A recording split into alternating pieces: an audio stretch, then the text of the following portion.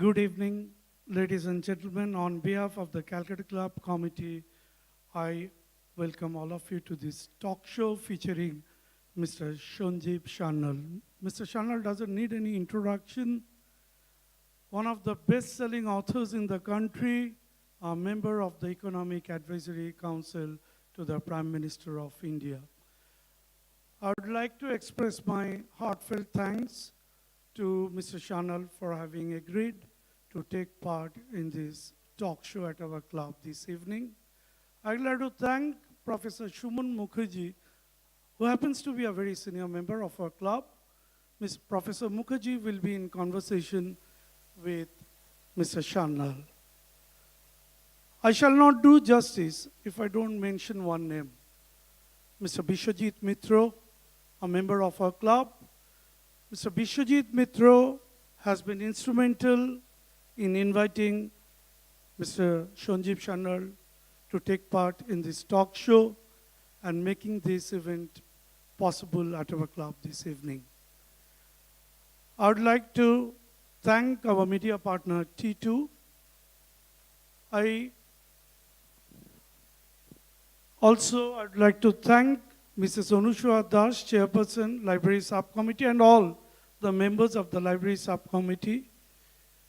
Last but not the least, I would like to thank all of you who are attending this event. Since this venue has a very limited capacity, we have made arrangement for live Facebook coverage.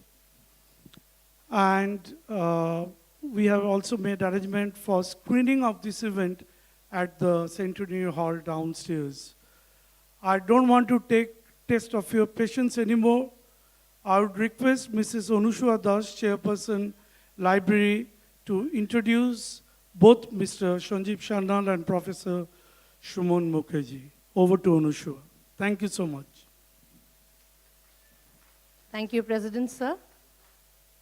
Very good evening, esteemed members, guests, the speaker of the evening, Mr. Sanjeev Sanyal, our very own Professor Shuman Mukherjee, all the past presidents present today, all the committee members present today. Your presence has already set the tone for the evening. I welcome all of you on behalf of our president, our managing committee members, and the library subcommittee. I would fail in my duties if I don't thank our president, sir, for the much needed support without whom this evening wouldn't have been possible. Thank you so much, sir. I would like to recognize the cooperation and the assistance of Mr. Bishwajit Mitra. Mr. Mitra, thank you so much. For you, the evening is possible today. Without much ado, I would like to welcome our speaker, Mr. Sanyal. Please come up on the stage. I would like to introduce you. And Professor Shuman Mukherjee, please come up on the stage.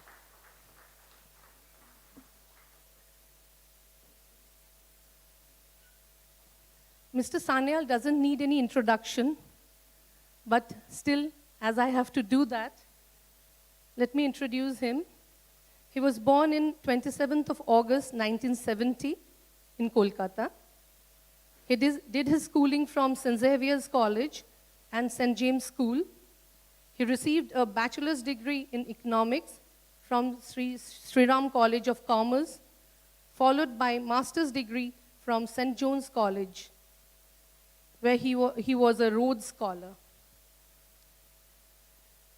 He started his career, he worked with Deutsche Bank until 2008, leaving to research and write Land of the Seven Rivers, and returned in 2011.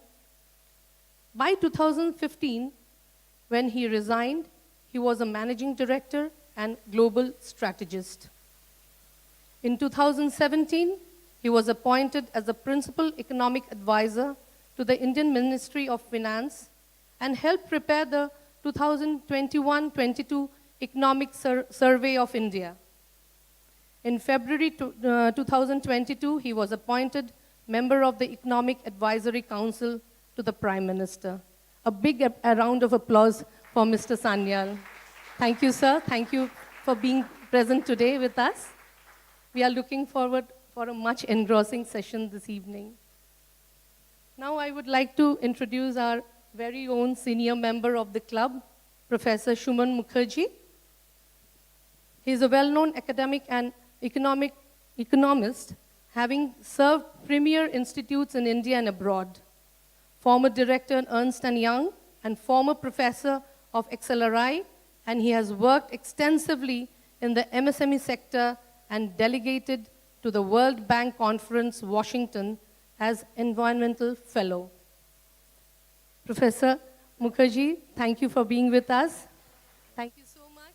Without much ado, I would like to hand over the mic to Mr. Mukherjee. Over to you, sir. Thank you. And pranam, namaskar, good evening to everyone in the audience today. It's indeed a privilege for us to have such a brilliant mind taking us through this rather long and circuitous journey. And I think it's an admirable task that he's taken on three things straight away together. One is to tell you who are the Bharatas. The second, he's going to talk about the history. History, itihasa, it indeed happened. And that's going to be a challenging, daunting task for him to prove that it happened. And civilization, which itself is a debate. How civilized are we, were we, or are we looking forward to it? So there are three parts to the debate. The first part, I'm told he's got a presentation which he will explain, to explain what is Bharatas. The second part is he will tell us why this is important for us in order to determine the course of the journey for the future. Let me begin by first saying that at the very outset there's a debate. If you look at the Vishnu Purana, and it is said there that below the Himalayas and above the seas, the land that there is Bharatas. So there's a clear idea of Bharat at the very inception from the Puranas. Thereafter, 1.8 million words and 2 lakh verses were spent on what is called an epic called Mahabharata. So the idea of Bharat has come in, but the debate is it an epic or is it history? To counter that, we have a gentleman, Sir John Strachey, who actually says there's never an in India.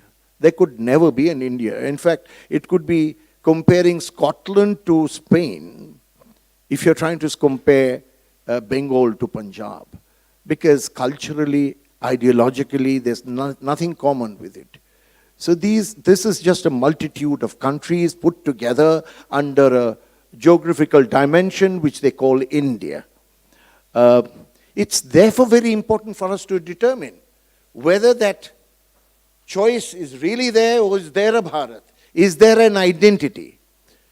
Perhaps with that in mind, Adi Shankaracharya made a movement to have mots in 4 places. The south, the west, the east, and of course the north, including Kashmir, all a part of an integral culture. What is that culture? We have vegetarians, we have non-vegetarians, we have a thriving debate on Aryans versus the people in the south, whether the Dravidians are Aryans, and many have questioned that this is mythical. While we are at it, the next point that comes up is even more interesting. Why is it important for us to know this history? And that's where George Orwell in 1984 says, he who controls the past controls the future. So it's very important for us to control the past. It's equally important for us to believe that we have had colonial masters to squash the past, to confuse you about your past, to demoralize you about your past, to show you are weaklings, you're losers, you've been kicked at every time and you've lost battles. Whereas that's the history that we've really been looking at. The next part of his statement is, the present controls the past. So the present controls the past is, I think, very vital. We need to find our identity. We need to question why the most intelligent in the country leave the country, albeit they might be getting Nobel Prizes, but they leave the country and the citizenship. Of course, they give us advice how to run the country, but after having left us. Now, does that come from a complex? Lack of self-esteem? Because we have limited freedom? Because we are poor? Or is it because we feel we are a bunch of losers? And therefore, whatever has to be set as a needle to the compass is what the West does. As an example, I've often said that if I darken this room and switch on a light, you'll be dazzled with that light. And you will be stopped from thinking for yourself. So if in this darkness, I strike the match of materialism and say, this is what the West has achieved, how many of you would actually be interested to have that? Macaulay had very clearly said that we want, through English education, create interpreters so that you have a different set of culture, so that you have a different set of norms, so that you try to govern the way we govern. In the process, you lose your identity. And that is why education is important. That is why recognizing your footsteps are very important. Where were we? Did we have rulers that were capable of fending them off? All that I'll keep in abeyance, because I'm looking forward to Dr. Sanyal telling us, why do we consider ourselves civilized? Let me end by telling you that there was Swami Ranganathananda, who told us that there are two Vanshas, the Rishi Vansha and the Raj Vansha.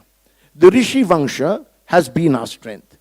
The Raj Vansha, the capability of holding our own, has actually been weaker than what we believe we were.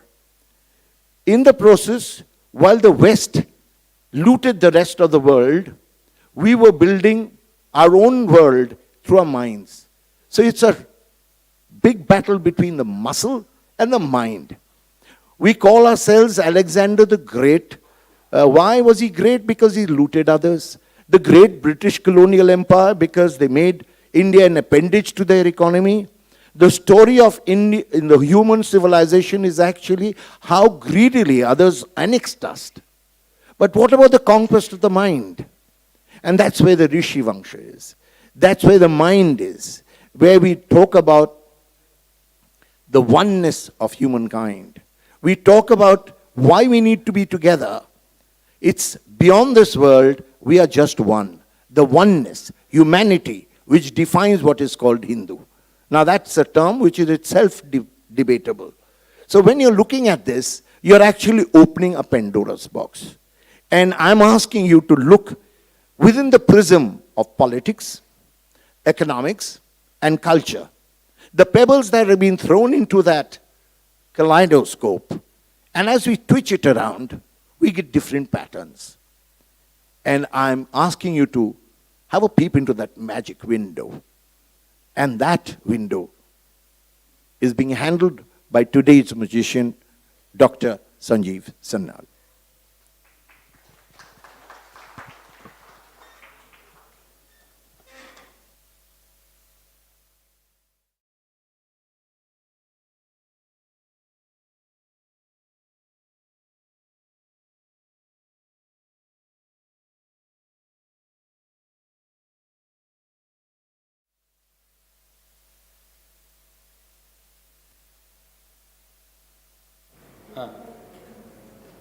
Just taste. 1, 2, 3. Yeah. Okay.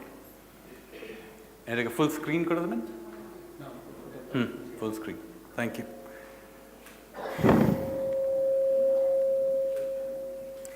Good evening, ladies and gentlemen.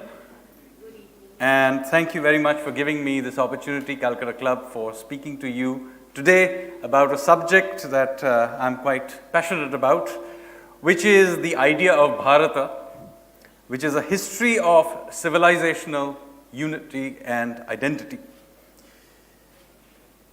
So the question obviously arises, why should we have this discussion at all in the 75th year of India's independence?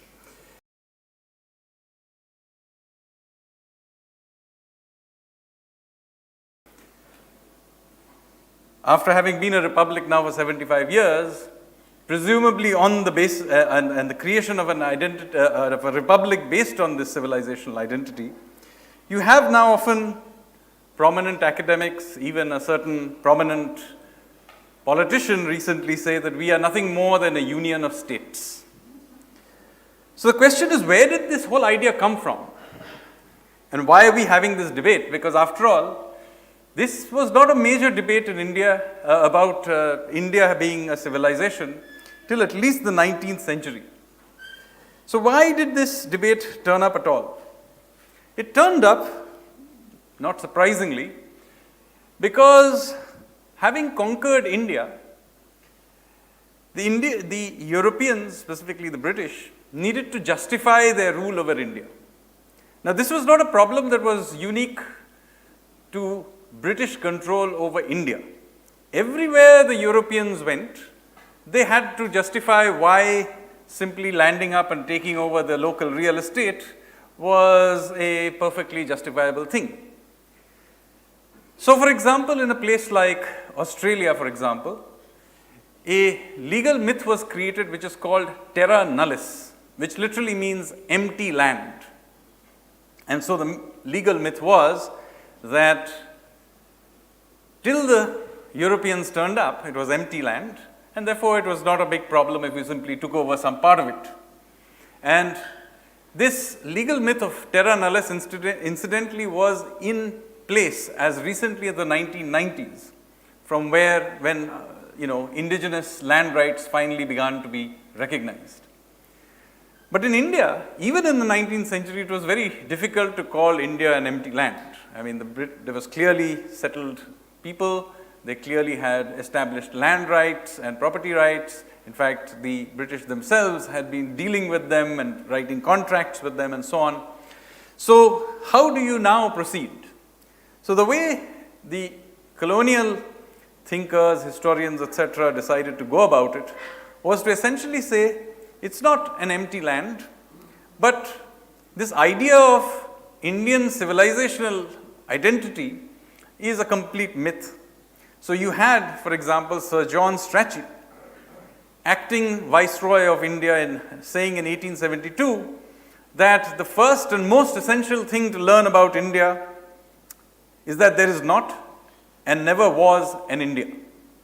Of course, he didn't explain why there was an East India Company without an India. Now, this general idea pops up in much of colonial era literature. And so you have then Winston Churchill, the wartime Prime Minister of the United Kingdom, saying, India is a geographical term. It is no more united than the equator. Now, if you want to dispute this, clearly we have to go and explain what our conception then of civilization and nationhood is. And if it exists, where does the word Bharata, which is our indigenous word for ourselves, where does it come from? Well, the earliest use of the term Bharata comes from the Rig Veda. In the Rig Veda, which is, as you know, a very ancient text, it's the oldest Hindu text. There's some dispute about how old it is, but my own guess is it's at least 4,500 years old. So going back to at least 2,500 BC, but more likely to be 4,000 BC, i.e. it's a text which is early Harappan or even pre-Harappan. And in that text, it mentions about the Bharata Trutsu tribe. Is there a problem with the flickering? Okay. Because it's fine here. Anyway, now the Bharata Trutsu tribe in the Rig Veda is a tribe that, as far as the text clearly mentions, is a tribe that lives along an important river called the Saraswati River. The river is so important that in the Rig Veda it is mentioned 72 times. 45 of our hymns talk about the Saraswati. It is described as limitless, unbroken, and swift flowing. It is called Sindhu Mata, or the mother of rivers, and so on and so forth. So it is very clear that the river is a very important part of Vedic identity, and specifically that it is a real river. There were many later attempts to suggest that it is a mythical river, but in the Rig Veda it is clearly a real river. And of course the Bharatas live next to it. In fact, the name Bharati is another name for the Saraswati River. Since I am in Kolkata and Saraswati Puja is a popular puja here, very often you will remember that at the end of the Anjali or the Arati, very often you say, Bhagwati Bharati Devi Namaste. So again, remembering the association of the Saraswati River with the Bharatas. Now, the question is, yes?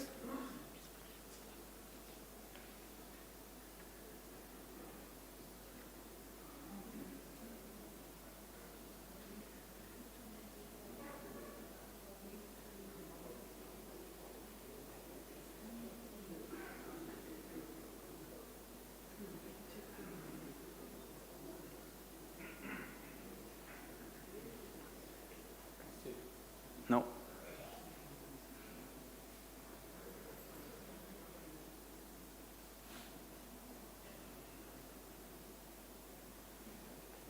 No.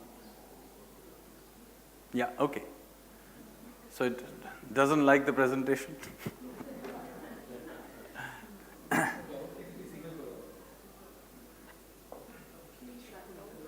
তা আপনি ওখান থেকে দেখান and keep flipping it when I tell you next slide. ওখান থেকে দেখাতে পারবেন?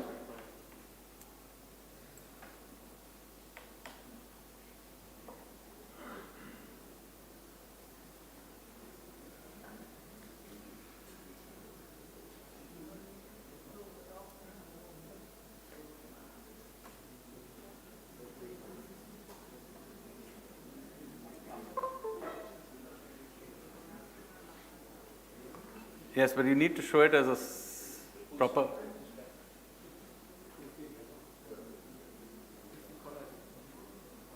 This is no way of showing a slide.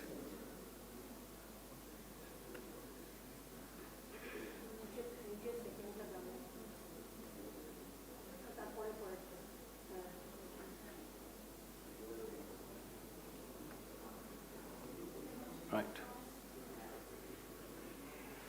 So now, as I was saying,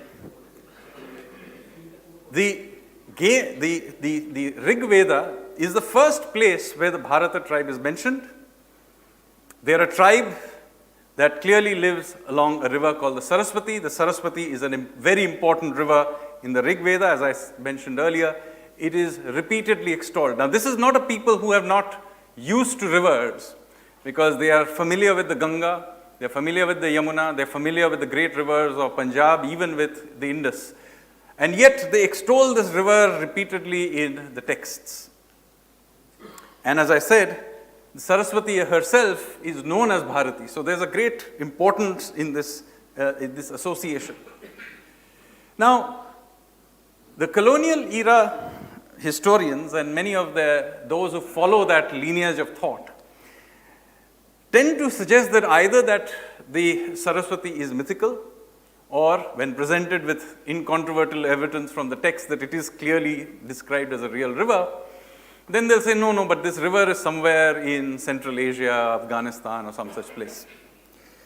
But in fact, there is no question of having a debate about this, because the Rig Veda is absolutely clear about where the Saraswati is. There is something called the Nadastuti Suktam in the Rig Veda, which enumerates all the rivers that the Rigvedic people were familiar with and reads them from east to west.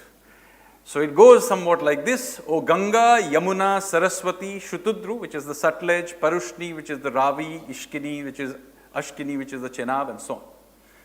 Now it is very clear here that this river Saraswati we are dealing with is between the Yamuna and the Sutlej. There is no debate about this matter at all. The Rig Veda also mentions that this river flows from the mountain to the ocean. So he says, pure in her course from the mountains to the ocean, alone of the stream Saraswati had listened. Now in every single case, it may not be clear from the presentation, but let me say I have quoted the line and verse on the Rig Veda, where these are, so you can go and look them up yourself. So what we have here, a river that is between the Yamuna and the Sutlej, and that which flows from the mountain to the ocean. Now the problem is, today there is no such river that flows like that. But then the texts also tell us that the Saraswati dried up. So we should be therefore looking for a dry riverbed in that location. So is there one? Well, it turns out there is. There is a lot of satellite photography. You can go and look at it yourself. In fact, it's visible even in Google Maps. You see the green line over there. There is a dry riverbed, now called the Ghaggar, although some parts of it are all still called the Saraswati. It comes out of the mountains. There are the initial parts, there are several streams that flow into it. Then it becomes the Ghaggar. It flows through Haryana. It then flows through northern Rajasthan into what is now Pakistan. There, since we are dealing with very long periods of time, there are several channels that took at different points. So obviously it went around at various times, and then ultimately it flowed into what is now the Run of Kutch. The Run of Kutch, incidentally, was the estuary of this great river. It was also the estuary, by the way, of the Indus, which used to flow a little east in the initial period. And this is the reason the Run of Kutch looks the way it does today, is that when the Indus moved westward and the Saraswati dried up later on, this whole area became salt flats. But if you had gone there some 6,000-7,000 years ago, it would not have looked too dissimilar from the Sundarbans. So these were brackish water area with these rivers flowing in. Now, if you look at the sort of mapping out of this river, you can clearly see that most of the Harappan sites are actually on this dry riverbed. So clearly the Harappan civilization, whenever it was when it existed, had something to do with this river. And we know that this river was in the pre-Ice Age period in full flow. Then it dried up very significantly during the Ice Age. Then it came back after the Ice Age, and it was largely a rain-fed river, but a large rain-fed river because the climate at that time was much wetter than it is even today. This river then continued to flow very strongly till 4,500 years ago, as 2,500 BC. That is about the time when the mature period cities were being built, and you can see many of them along the river. And then it began to dry up till it almost completely dried up by 2000 BC. And to this day, that river, whatever is left of the river system, still flows for a few months, a year during the height of the monsoon. So if you go to Ganganagar district and stand on the banks of the Ghaggar, for about 2-3 months, it still flows, this river system. So it's not completely dead in that sense. But around about 2000 BC, we know that this river system collapsed and that the Harappan cities simultaneously collapsed. So we know for a fact now that the decline of the mature Harappan period had something to do with climate change because the rainfall came down. Now, there is another term that comes up in the Rig Veda which is very important, which is the Sapta Sindhu. The Bharata tribe called its homeland the Sapta Sindhu.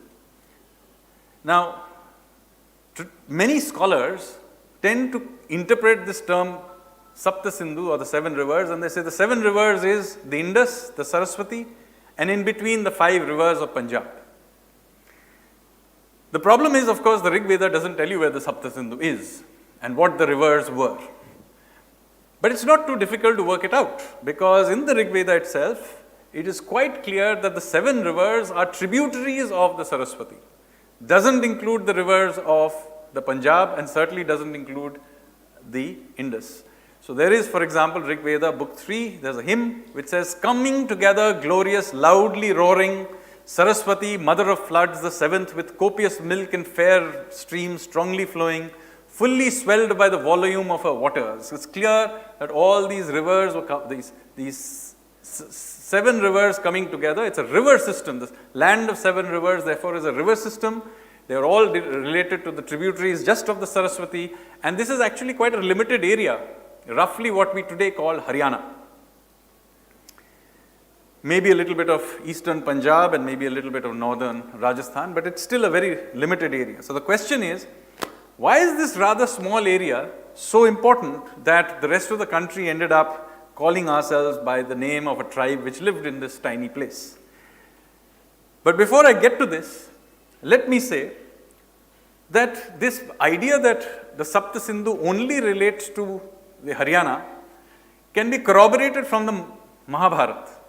Because in the Mahabharata, Balram, who does not participate in the Kurukshetra war, goes on a pilgrimage. And he went on a pilgrimage along the Saraswati. And he walks along till he comes to the point where the Saraswati river goes into the desert. So you know that by the time of the Mahabharata, the Saraswati river system was already drying up. And the place where the river goes into the desert and dries up is called Vinashana. And north of that, there are these 7 Sapta Saraswat, the 7 Saraswatis that are flowing into this one river, and he mentions their names. They are called Suparva, Kanchanakshi, Vishala, Manorama, Ughavati, Surenu, and Vimalakuda. Now, the problem is we don't know where any of these rivers are, except for one. So we know that they are part of the same river system, and in one of them at least, the Oghavati, it mentions in one where the Saraswati, full of sacred waters, flows at Kurukshetra under the name of Oghavati. So we know that at least one of them flowed through Kurukshetra, which is of course in Haryana. So there are many other ways of triangulating, but it's very clear that we are dealing with a very small area, tributaries of one river, basically Haryana. So why is this place so important that we all ended up calling ourselves by this name? And it relates to one political event which is very clearly mentioned and is very, very important obviously to the Vedic people, which is the Battle of 10 Kings. So the Bharata tribe at some point had a chieftain called Sudasa, who was the son or grandson of another king called Divodasa. And while he was the chieftain, a coalition of 10 tribes decided to attack the Bharatas. They were coming in from the west, so this 10 tribes were coming in from west, what is now West Punjab. And of course the Bharatas had to defend themselves, so they raised an army, and Sudasa and his guru, Vasishtha, took their army, they crossed the Saraswati, and they went up to the Ravi, where there was a great battle. And in this great battle, the Bharatas completely decimated the 10 kings, the 10 tribes that were attacking them. In fact, there is a description of how the enemy soldiers were forced into the Ravi and drowned there, and the death toll is put there at 6,066. I don't know whether the number is literally true, but clearly it was a large number, and certainly given the population of that time, a very, very large number.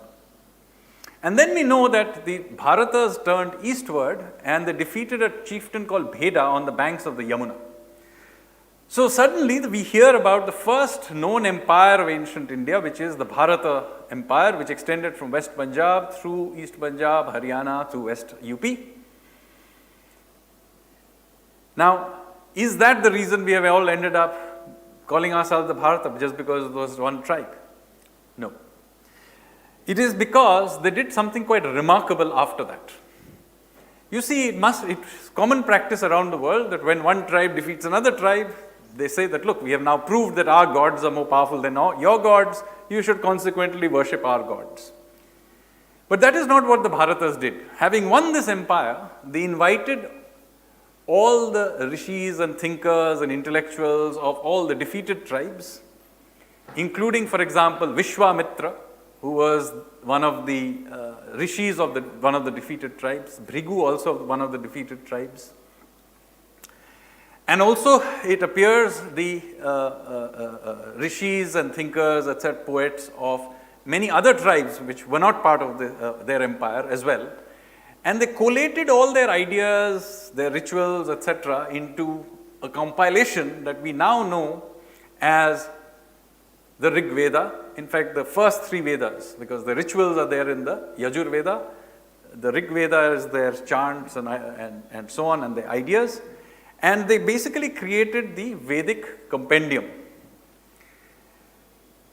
And by doing that, they essentially established a principle of assimilation as opposed to imposition. What is interesting is that this is very clearly stated in the Vedic texts. So you can go and check this as well. The very last hymn of the Rig Veda mentions this contract or compact between these diverse people. And it goes somewhat like this. It says, "Assemble, speak together, let all your minds be of one accord, as all the ancient gods unanimously sit down at the appointed place. The place is common the assembly, common the mind, so be their thought united. A common purpose do I lay before you and worship at your general oblation. One and same is your resolve, and be your mind of one accord. United be the thoughts of all those who may happily agree." In other words, all the ancient gods have a place around the sacrificial fire. That's a very important principle that was established. And it was such an important principle that it spread far beyond Haryana till many tribes and peoples who had nothing to do with the original 10 tribes or the original battle of 10 kings and so on, accepted this idea.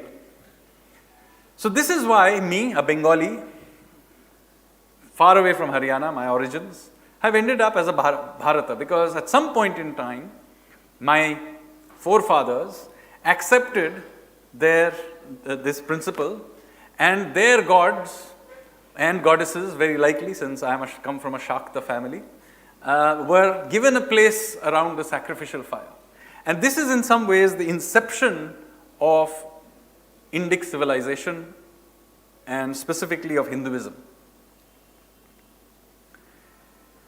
Now you can tell how this idea spreads, because in later texts the concept of Sapta Sindhu is expanded. So when you reach the Puranic texts, you can clearly see the expansion of what the Sapta Sindhu is. So there is a very famous chant in one of the Puranas, which is commonly known. There may be people in this room who may be familiar with it, which goes somewhat like this, which says, "Gangecha Yamune Cheva Godavari Saraswati Narmada Sindhu Kaveri Janismin Sannidhim Kuru," which means literally, "O Ganga, Yamuna, Godavari, Saraswati, Narmada, Sindhu, Kaveri rivers, may all your waters come together to cleanse me." This is very often used for ritual bathing or before a yajna, when you put together waters into it for variety of purpose. A similar chant is also used, symbolically bringing together all the waters from across the country. And you can see the concept of 7 rivers has now extended across the country. Now, this story that I just told you is very clear from the Vedic texts.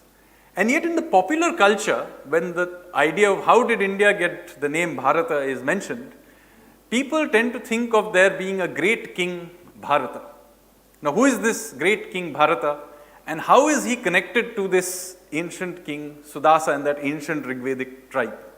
But first of all, let me say that do not confuse this king Bharata, after whom the Mahabharata is named, with the son of Dushyant and Shakuntala. This is got nothing to do with each other. The king that after whom this whole thing is about, after whom Bharat Varsha is named, is a much earlier king, in fact an ancestor going many generations back, who was from the line of Manu. And he was the son of Rishabha and the grandson of another great king called Nabhi. And this king, Bharata, is said to have conquered the entire subcontinent, conducted the Ashwamedha and Rajasuya Yagyas, and declared himself the Chakravartin. Now this is interesting because Sudasa, after having won these battles, is also said to have conducted these Yagyas and declared himself a Chakravartin.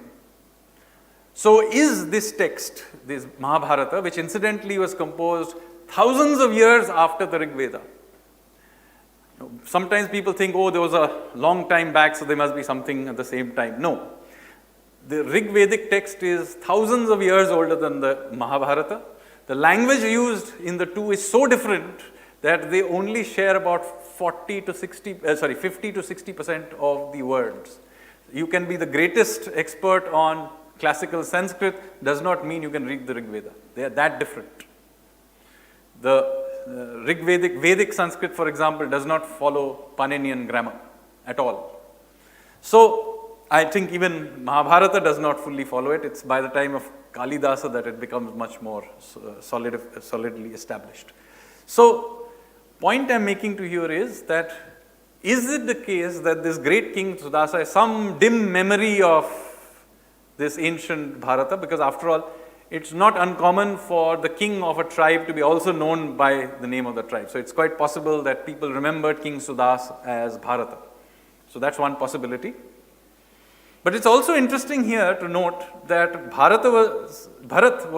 Bharat was not the first king to have, in his family to have done this. Even his grandfather Nabhi evidently had conquered all of India, conducted the Rajasuya Yagya and declared himself the Chakravartin, and evidently for a period India was not known as, before it was known as Bharat Varsha, it was known as Nabhi Varsha. So I, while doing the research, discovered that India had another traditional name which I was unaware of. Incidentally, his father Rishabha is also the founder of the Jain tradition. So there are all linkages that I'm just bringing out for you. Now, I do not know the answer to this question, and other people are free to research it, but what is interesting here is the idea of the Chakravartin keeps coming up. And what is the symbol of the Chakravartin? It is the chakra or the wheel. And this wheel, incidentally, is still there on our national flag. Many people talk about it being the Mauryan chakra, and maybe that chakra is the design on our flag is derived from a Mauryan source, but do remember that it is actually a very ancient symbol, predating even Buddhism by a lot, and ultimately it is the idea of the Chakravartin, that the universal monarch that it is. So when the Buddhists came, they used this for Buddha and proclaimed him the universal monarch in the spiritual sphere. So the original idea of Chakravartin comes from he who has conquered the universe literally and politically and conducted the Ashwamedha Yagya and the Rajasuya Yagyas. Now, by the Puranas, notice that the conception of what is India has clearly become established. So, very often the Vishnu Puran is quoted, but in fact every single Puran has some something which clearly describes the dimensions of India. So I have taken this one deliberately from the Brahma Puran in order to be different. This is adapted from Vivek Debroy's translation, and it goes somewhat like this. It says the Varsha, i.e. the land that is north of the ocean and south of the Himalayas, is known by the name Bharata, and the people here are known as Bharati. As I said, there's various variations of this in other Puranas and other texts as well. It is also interesting what it says about those who are our neighbors. So it says that the Kiratas, i.e. the Tibeto-Burmans, live to the east, and the Yavanas live, or the Greeks live to our west. This actually dates the text, because if the Greeks were living to our west, that means this must have been after Alexander's invasion, but before the Sakas and Kushans, etc., had chased away the Indo-Greeks. So there's a clear phase in which this would have been true. So we are dealing with somewhere circa a text from circa 2nd century BC. Also interesting is that the Puranas mention not just the outer boundaries with the ocean and the Himalayas, they also mention what's there inside. They mention the rivers, they mention the mountains that are there. So here, for example, also from the Brahma Puranas, the 7 mountain ranges of India. So there's the Mahendra, which is the eastern Ghats. There's the Malaya mountains, which is the western Ghats, the southern part of the western Ghats and the Nilgiris. There's the Sahya, or the northern western Ghats. We still call it the Sahyadris. There's the Suktimat, which I think means the Aravalis. The Riksha, which is the Satpuras. The Vindhyas, which in the original text meant the eastern Vindhyas. And the Pariyatra, which is the western Vindhyas. And the distinction is Vindhyachal or Chunar, where east and west is defined. So this is how the mountains are. By the way, there are also descriptions of which rivers flow out of which of them, which ones. So there's no dispute about the locations of many of them except for Suktimat, which I think is the Aravalis, but others think elsewhere. In case you're from the northeast and feeling somewhat left out, it also says there are those who reside in the east, such as the inhabitants of Kamarupa, which is the ancient name, of course, of the northeast, particularly of Assam. Now, in all of this, I've already showed you, there's clear conception of southern India, Godavari, Kaveri, etc., part of the 7 rivers. There's clearly, the format clearly includes, incidentally, the southern India. But I know somebody will here come and say, but what about the Dravidians? But let me say, in no ancient text is the words Arya and Dravida taken in any racial sense at all. This is a completely 19th century concoction by the racial theories of the 19th century, which of course got accentuated in the early part of the 20th century into Nazism and so on. It has nothing to do with Indic tradition at all. It's a European preoccupation with race, nothing to do with us at all. And so let me show you this. The Sangam literature is the oldest Tamil literature. It was a collection of poetry and other texts which was put together between the 2nd century BC and the 3rd century AD. I've taken this from a grammatical treatise called the Tolkapiyam, which is the oldest Sangam text from circa 2nd century BC. And its preface, its beginning starts with, in the virtuous Tamil-speaking land that extends from Venkatam in the north to Kumari in the south. So Kumari in the south is clearly Kanyakumari, and Venkatam is the Tirumala hills, Tirupati. There's still a hill there called Venkata, and it's today in southern Andhra Pradesh, but it's close enough to the border, so you can see that the dimensions of modern Tamil Nadu is broadly the same. So this is the first sort of proclamation of Tamil identity that exists. There is nothing earlier than this. And in the same preface, a few lines down, it says that the text is in the wisdom of the 4 Vedas rooted.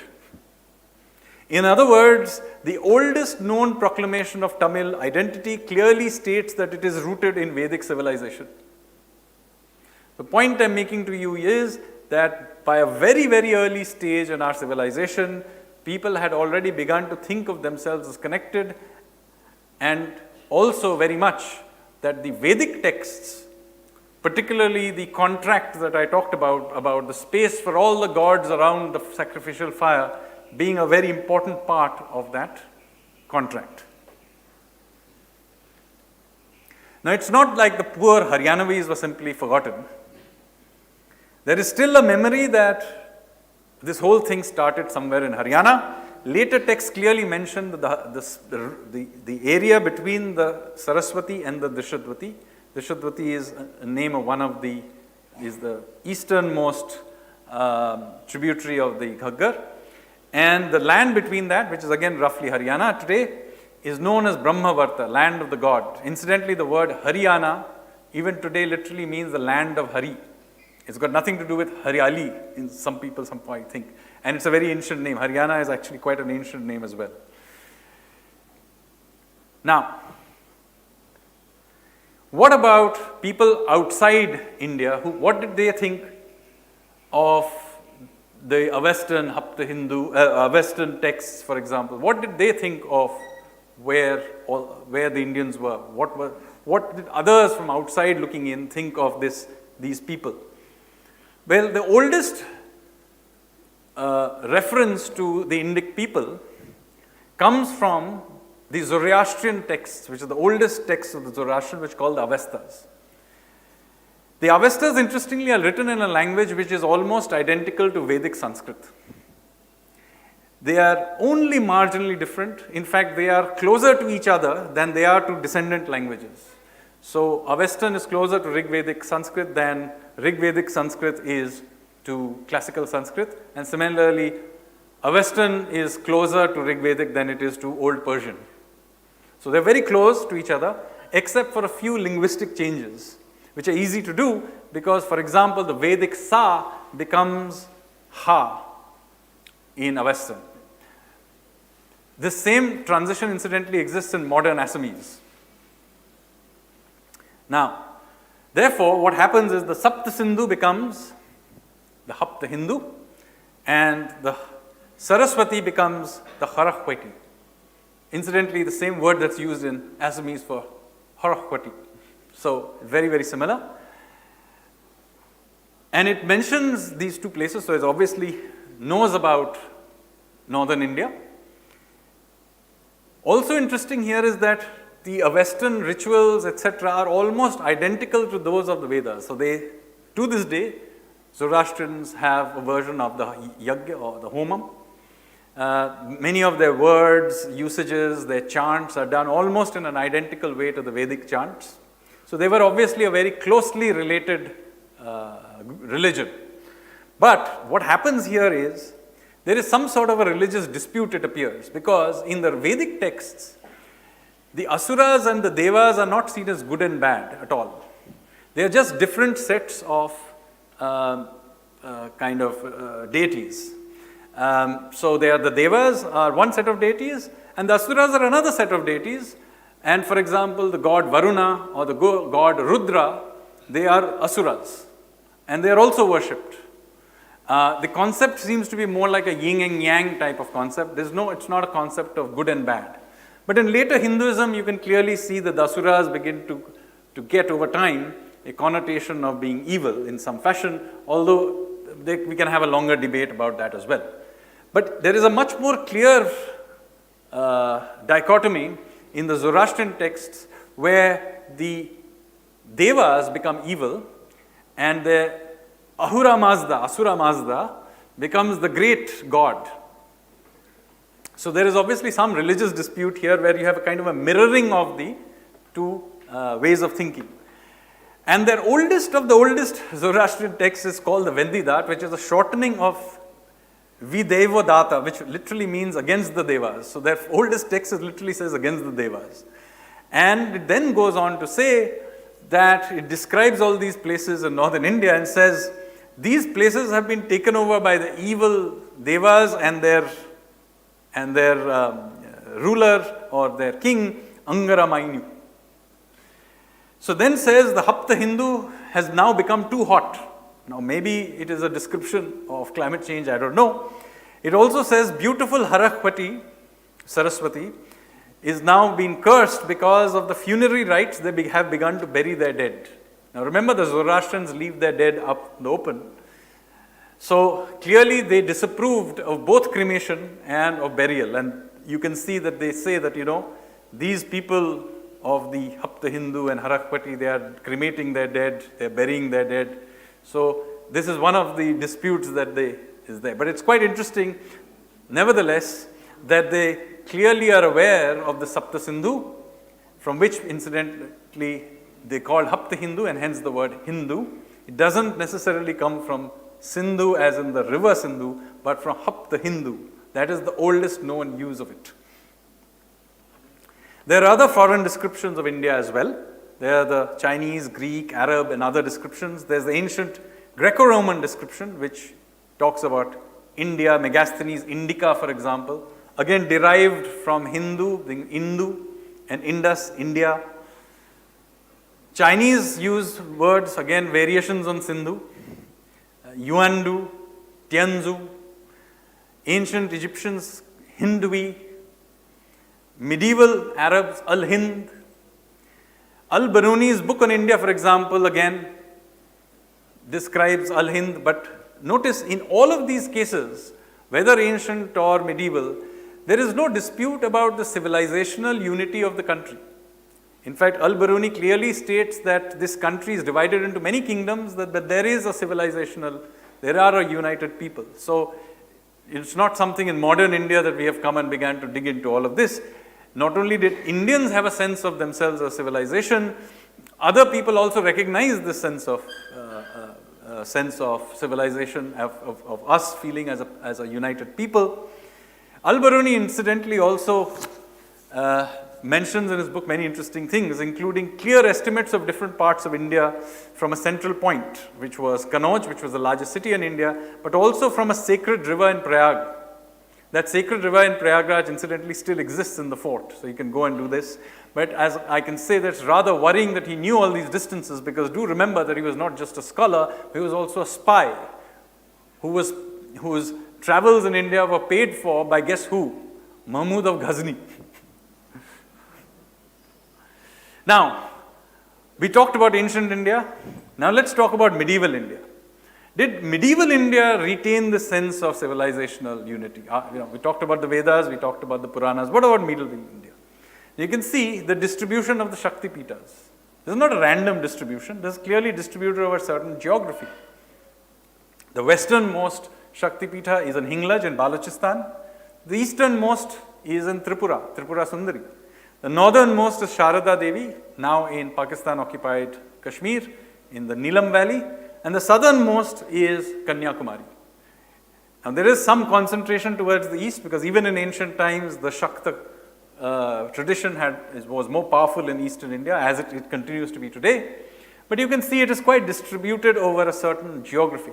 And this is not by chance. There is a certain theory behind this, which is important to know, that you understand it. You see, the Shakti Pitas relate to a story of Sati. Now Sati was the first wife of Shiva, and she was the daughter of Daksha. Daksha organized a great yajna in which he called all the gods and all the sages except one, which was his son-in-law, who he disapproved of, which was Shiva. So he didn't call Shiva, he called everybody else. So Sati turns up at this yajna, and he noticed that everybody else has a spot around the sacrificial fire except Shiva. Now notice, this is a major violation of the Vedic compact, which I mentioned earlier. So this is not a minor misdemeanor that, I don't like my son-in-law, I don't like his hairstyle. That's not what this is about. This is a major violation of the Rig Vedic contract. And so therefore, that yajna consequently is no longer a yajna, and she violates it herself. Some texts say she commits suicide, some say she simply throws herself into the fire and violates it. And Shiva hears of this, picks up her body, and decides that he's so angry he's going to destroy the world. So this is when Vishnu turns up, and to save the world, he chops up her body into very tiny parts and scatters them across the landscape of the sacred landscape of India. And that is why, in her own body, she unites this landscape. So you can see again the same idea that all the gods have a place around the fire. The symbolic uniting of this sacred geography of our civilization into a body. The idea you can clearly see, Bharat Mata, etc., is clearly being built up through this imagery. You see that also with Shankaracharya's travels around India in the 8th century. This is not a random trip around India. He's coming from the one end of India right to the southern tip. He goes all the way to the east, goes to the north, and you can in fact vaguely trace modern India's contours using this. And he sets up these 4 mathas, which are not randomly distributed. They are at 4 corners of this space. It's in Badri, Sringeri, Dwarka, and Puri.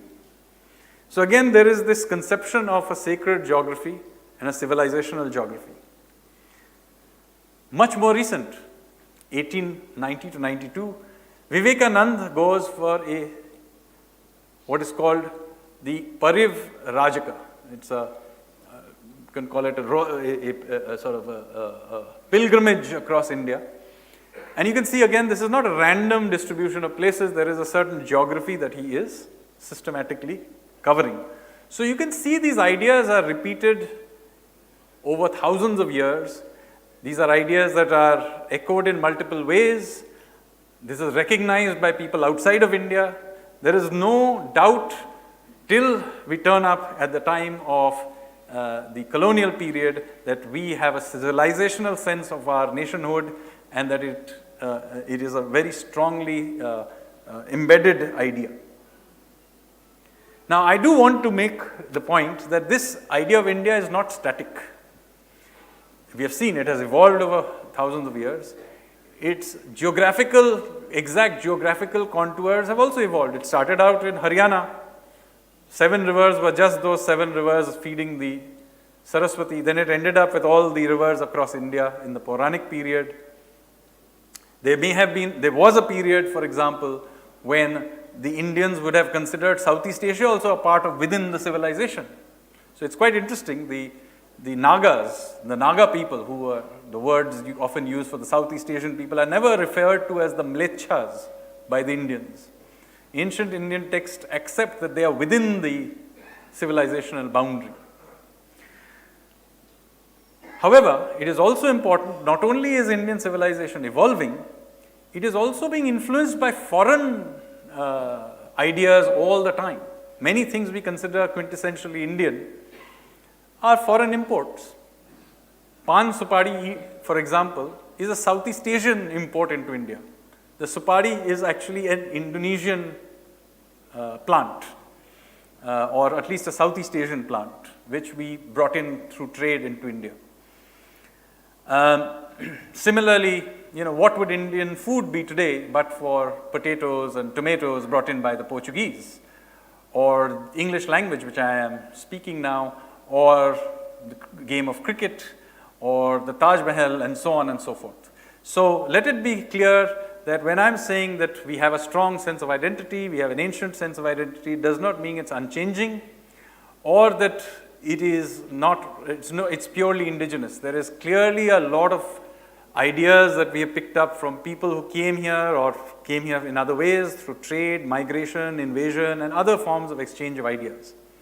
However, it is important that we understand that while acknowledging the foreign contributions, we do not extend this to celebrating our own subjugation. So it is perfectly all right to enjoy a game of cricket or even enjoy English breakfast without being particularly enthusiastic about the British Raj. And this is also true of other forms of subjugation we may have faced through our history, whether it's by the Kushanas or by the Turks and Mongols and so on. Now, the founders of the Republic of India were very conscious that they were inheritors of this ancient civilization, and it shows through in many of the things they were saying at the time of independence and when the constitution was being put together. In many ways, they were very conscious that the Republic of India is the modern manifestation of this very ancient heritage, and it shows through everywhere. For example, Nehru, in his very famous 15th August speech in 1947, says, "When the soul of a nation long suppressed finds utterance." Clearly, the concept of nation is there.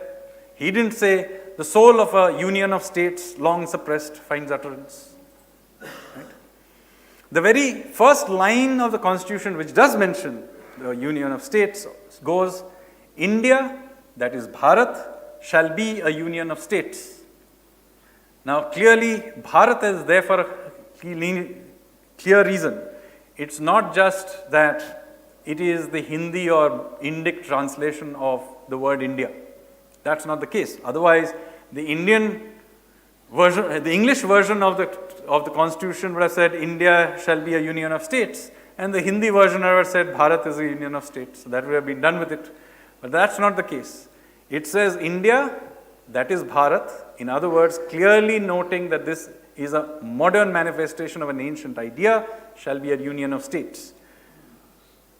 Now, those who wrote this constitution are aware that there will be attempts somewhere in the future to try and mess around with what they intended. So, Ambedkar clarified in the draft constitution what he meant. In a speech to the Constitution Assembly on the 4th of November 1948, he says, though the country and the people may be divided into different states for the convenience of administration, the country is one integral whole, its people a single people living under a single imperium derived from a single source. Clear about this. He also says the drafting committee thought that it is better to make it clear at the onset than to leave it to speculation or to dispute. Perhaps he had thought about what Pandit Nehru's great-grandson may have to think about the whole matter. So with that, let me stop. I think I've been going on for quite some time and hand it back to Professor Saab. Thank you very much.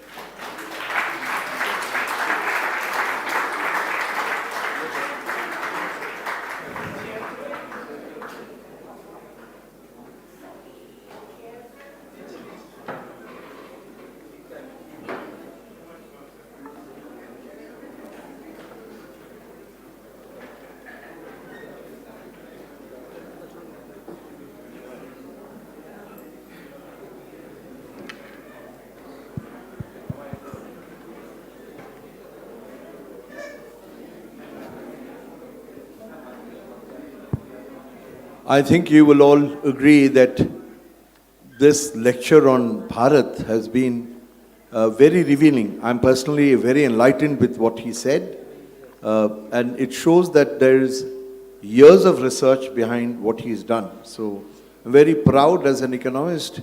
He's moved into an area which is of discerning concern for me. Why is it important? Because as I began, it's a question of finding your identity, finding who you are, where you came from, and more than that, where do you want to go? One of the points that perhaps is missing, and this is where I'd like to ask him a few questions before I open it to the house, is when you're talking about the history of civilization, why is it that we have sort of ducked behind what has happened? Will Durant has said that the worst, bloodiest history of mankind is perhaps in the Islamic torture of what they did to India for the 500 years in the Delhi Sultanate. 7 to 8 crores of people were killed. If you look at Holocaust Museum, 65 Jews were killed, and that's the Holocaust Museum. And here you're looking at 8 crores of Indians being killed. But that is supposed to be a part of the journey. Or for that matter, Timor, coming here, beheading, it said, more than 1 lakh of people, going back, burning the villages. So they came to destroy what was strong about India. They didn't come here to do something good about India. And if you're talking about architecture as a part of civilization, look at Taj Mahal, look at the huge buildings they've done, the Red Fort and so on. We also have this construct with your Shaktipeeth, would come the straight line of the Jyotirlings longitudinally, which also integrates India from Kedarnath to Rameshwaram. So I would rather digress from that and say that when you're trying to define civilization, who are the heroes you have in mind? I think there, again, the Indian part, the Indic part of it comes in, because India, as I told you, Swami Ranganathanandan never talked about the Rajvangsha being strong. He talked about the Rishi Vangsha being strong. Who, according to you, is a hero? One who conquers? one who annihilates, one who kills, one who converts, one who puts everybody under his thumb, or one who protects. Strangely, the heroes of India are the ones who protected it. I mean, whether it's Ram or it's Krishna, he comes as a protector, not really as a fighter. So in that context, I'd like your take on what do you have to say about Ashoka versus Aurangzeb. Both killed their siblings to be where they are. What would you say about Indian heroes, the Rajas? I know about Chandragupta, but would you put in the same bracket the other Rajas who we've had? Alexander of India, the Kashmir king, who actually went up to Iraq. And my final question, and that's the question that I'm looking at, is it the protectionism that we are looking at, and is that a part of Indian civilization, which is why we are so docile when it comes to an attack on our civilization? Is it a matter of inward search, or is it something like belligerence? I am the bully, I'll take you out. So where do you think the heart of India lies? And how would you like to react to that? So it's a very long question, so it might give a long answer. Yeah, it is. So, but the point here is, before we get into the business of who are our heroes and who are not, let me say that we have shared for a very long time a sense of belonging to this, not just this geography, but to this civilization. I hope I proved that to you. And it is also the case that a lot of effort has gone into, and yes, it required very often to be defended in blood over long periods of time, and repeatedly done so.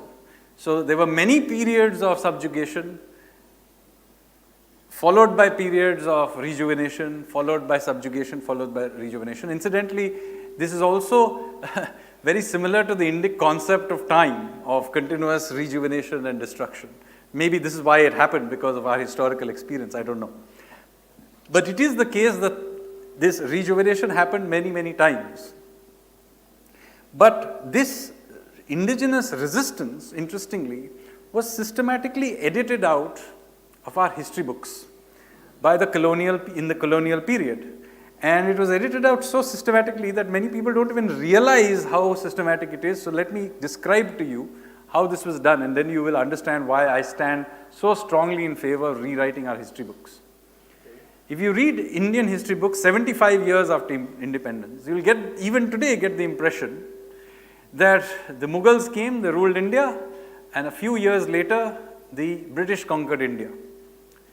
Now it turns out that is not at all the case. The Mughal Empire essentially fell apart by 1720 or thereabouts. And Delhi had been sacked by 1732 by Nadir Shah. So the Mughal Empire effectively functioning had already finished in the early part of the 18th century, within a few years of Aurangzeb's death. The British became the dominant power in India in 1820. So what happened in the intervening 80-90 years? Well, most of India was ruled actually by the Marathas. And they're not a small part of India. The Marathas went all the way to Attock, and they ruled all the way to Thanjavur in the south. They ruled from Gujarat on one side to the other coast in Odisha. So more of India was ruled by the Marathas than was ruled by Akbar. Right? So let's be very clear. The importance of the Marathas was so great that the British were always afraid, right into the 20th century, of the reconstruction and revolt of the Marathas, incidentally. And yet, their history has been almost edited out. The only thing you will know about the great generals of the Marathas, for example, the Peshwa generals, comes thanks to one movie recently that came out, which itself was mostly about a love story. It wasn't about the great conquests of the Peshwas. So this is what has happened. Similar thing happened systematically of earlier history as well. So it's very clear that one of the greatest generals, not of Indian history, but of world history, was a chap called Samudragupta. Samudragupta not only defeated the Sakas and the Indo-Greeks and so on and pushed them out of Western India, he then took a great sort of raid into southern India, defeated his way all the way to the southern tip of India, down to the Pallavas and so on, and fought his way all the way up, and converted all the southern kings into feudatories, or they were tribute-paying things. Now, when you look at the map of Gupta Empire, very clearly they just show you the northern part, and they somehow leave out the southern part, which were tribute-paying. That was incidentally what they don't use the same principle when showing the Mughal Empire, right? Why? Or when they show, for example, maps of China with they'll show the entire at its maximum as being the empire, and yet Samudragupta's kingdom will only be shown the bits that he controlled directly. Even more interestingly, even today, we will have something to the effect that Samudragupta, yes, he was a great thing. He was the Napoleon of India. So Indians get very excited. See, Napoleon of India, bol diya.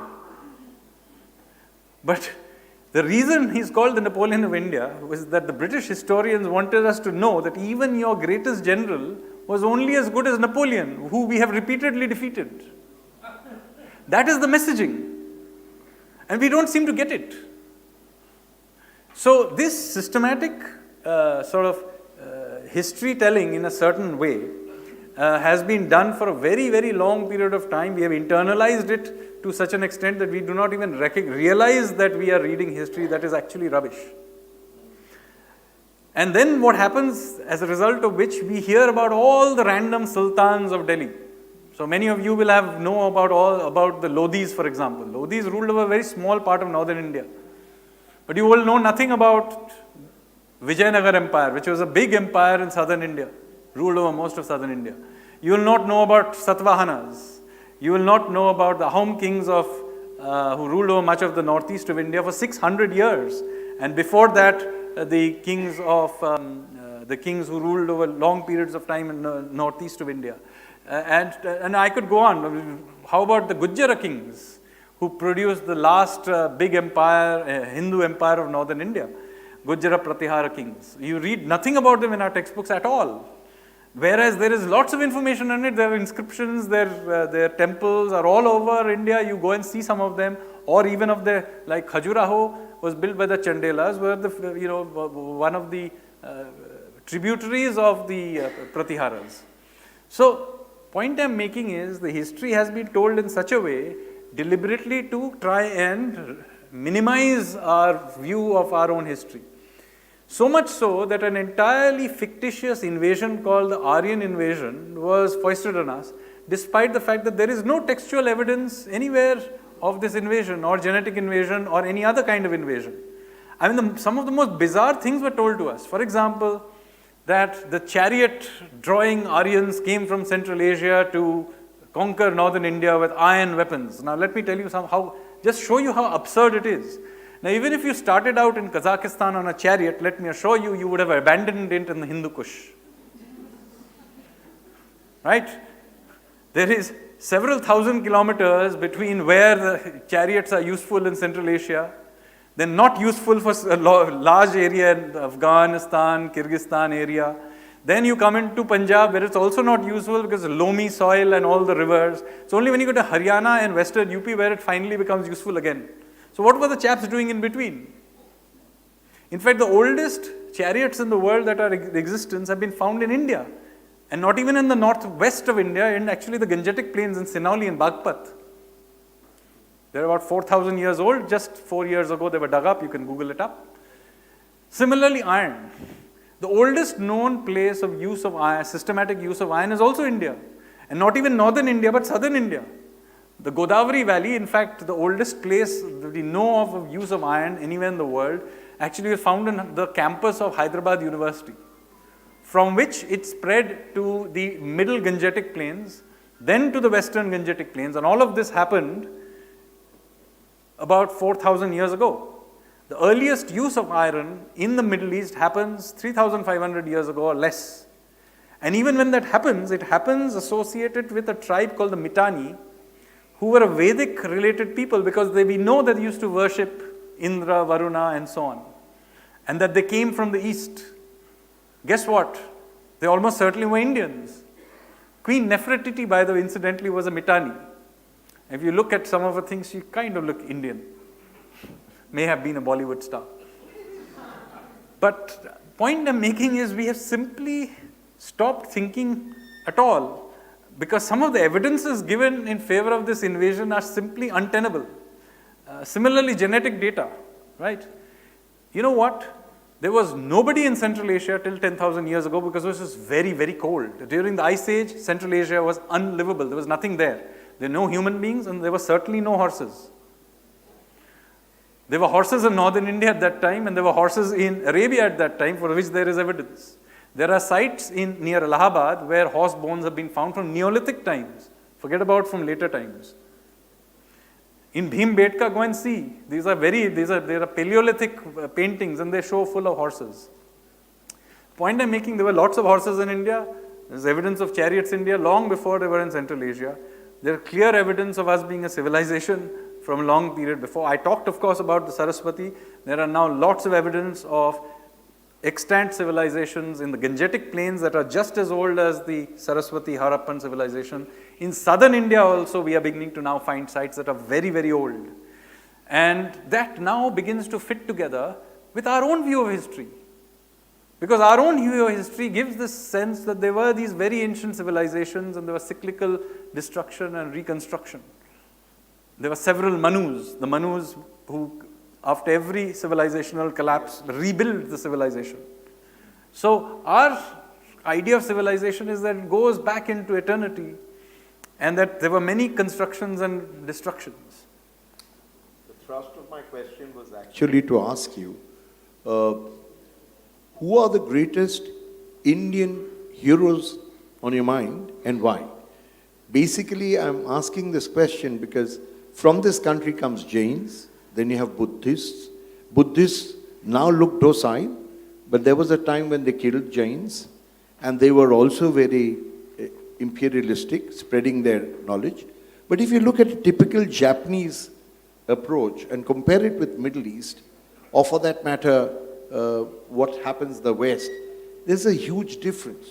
So if I compare civilizations to be on three basic platforms, knowledge, skill, and attitude, the difference actually in civilization with particularly Indian people is in attitudes. Do you agree on that? And so let me say a few things. First of all, we can get into a long debate of what do you mean by heroes and so on. It's a long history with people in all kinds of fields. So there are great scientists and mathematicians and so on like Aryabhatta, or in medicine and surgery like Shushruta. And it's a very long history. So first of all, heroes don't have to always be political heroes or kings and so on. There are many, many kinds of heroes. There were merchants, for example, who went out and sailed. So there are some very interesting stories about how merchants from the east coast of India, for example, went and sailed into Southeast Asia and established Indic civilization. Many of them are remembered not in India but in those countries. For example, the earliest reference of an Indian in Southeast Asia is of a Brahmin called Kaundinya. And I can tell you this story, it's very interesting. So I would consider him one of my favorite heroes. So there is a story of a Brahmin called Kaundinya. We don't know exactly where he came from. But in both southern Vietnam and in Khmer texts, so in Cambodia, his name pops up everywhere. And it says that there was this great, there was this merchant, Brahmin merchant called Kaundinya, who was sailing along, and we don't know exact date, was somewhere quite early on, maybe the 5th century BC, who was sailing around the Mekong Delta in a ship when he was attacked by pirates. So when he rallied his sort of crew and they fought off the pirates. But unfortunately what happened is that the ship became, developed leaks and so on. So he had to beach the ship. When he beached the ship and they're repairing the ship, they suddenly found that they were surrounded by the local Naga tribe, or the serpent tribe. Now this was a bad situation because they were a small crew surrounded on all sides. They're presumably quite tired from having already fought the other pirates. But it looked pretty hopeless. But nevertheless, Kaundinya again rallied his men and they were going to defend themselves. But it looked pretty bad. But then luck changed. Because the Naga tribe was led by a warrior princess called Soma, the moon-faced one, who saw Kaundinya and fell in love. Okay. And she sent a proposal of marriage. By the way, this is where the pan comes in. Pan ka patta and aspari as a proposal to marriage to him. Now, I suppose he didn't have too much choice at this point. So he accepted and they got married. And all the subsequent dynasties in what is now Indochina, Vietnam, Laos, Cambodia, that area, all subsequent dynasties for the next 1,000 years, right down to modern times, take their lineage back to this marriage. So you can imagine this must have been quite an event. And you have similar stories, for example, also in Korea. The beginning of Korean history starts with the marriage of a local prince to a princess from Ayodhya. And so their national, the symbol is two fish, which by the way was the symbol of the royal family of Ayodhya, under Ram as well, even incidentally under Wajid Ali Shah, the Awadh symbol is two fish. The same is the story with Nepal and Rajasthan. I mean, most of the marriages were done there. My question was, on the religious trip, I'm not getting into it deep. Now the twist has taken more into the missionary work, be it Rotary or mission service. But the mystical part has somehow been lost. The journey for self-discovery, the journey to know who am I, that is somehow lost. Do you think we've lost a part of our civilization because of that? So this is actually a very interesting question, and maybe after this we can open it up to a Q&A with the audience. This is, by the way, a question that Sri Aurobindo dealt with very strongly, because he came from an interesting family. So I don't know, people know this, that the Brahmo Samaj was founded. It started out as a Hindu reformist movement, but by the end of the 19th century, one branch of this Brahmo Samaj became very westernized, and they began to essentially think of themselves as mini Englishmen. This included, interestingly, Sri Aurobindo's own father. So he was sent off as a small child to live in the United Kingdom and to be brought up without any access to anything Indian in the house of a Christian missionary. So he grew up, he was sent off at the age of 7 or something, and the next decade or so he did not have any access to anything Indian. He forgot Bengali, everything he forgot. And it was only when he began to study for the Indian civil service that he actually relearned Sanskrit and Bangla. And when he did that, something clicked in his head. And so he refused, although he passed all the civil service exam, he refused to join the civil service, and he came back to India. And of course, he is one of the founders of our freedom struggle, and specifically of the revolutionary movement. And he was particularly keen on setting up, incidentally, a network of akhadas across India to fight the British, and that became, of course, the Anushilan Samiti and the revolutionary movement. But of course, having set up the revolutionary, and by the way, he was very active in the Congress as well. And he nearly became the Congress president at one stage, incidentally. Anyway, at some stage, he was arrested for the Alipur bomb case. Then he escaped, of course, to Pondicherry. And there was for a long time expectations that he may re-emerge because he continued to have quite strong links with the revolutionary movement. But then he drifted away. Now, many people think that he kind of drifted away from the whole cause. And there are people like my own grandfather kind of felt, a grand uncle who felt very, Sachindranath Sanyal felt very let down by Sri Aurobindo for having done this. But Sri Aurobindo in his writings explains why he did this. He says that the political battle for India, I have instigated it, it's got some momentum going, and it's now a matter of time someone will eventually liberate India. So that we'll get our political freedom, I'm quite sure, within my lifetime, and it did happen. He was alive at the time of independence.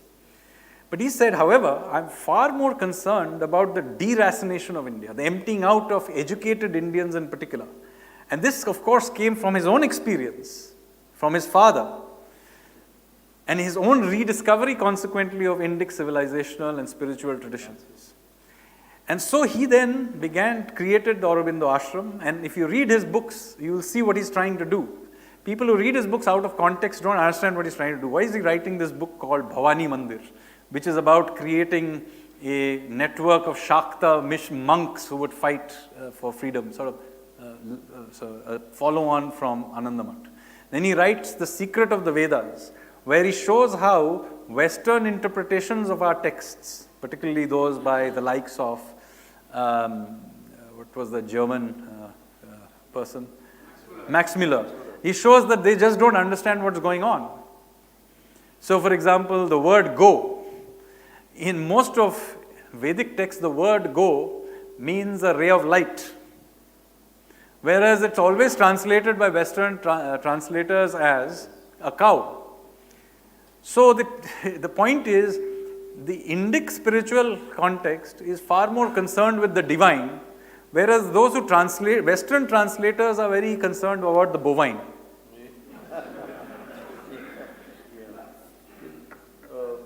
I think this is the time I open up for an open house. We will take about 5 questions. So, yes, please. You're the first to raise the question.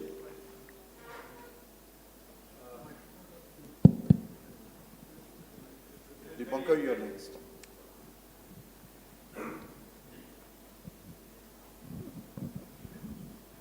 Thank you very much. It was an extremely interesting session.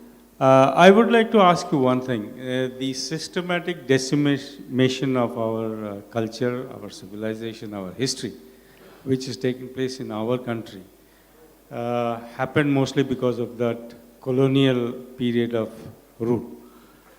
Now,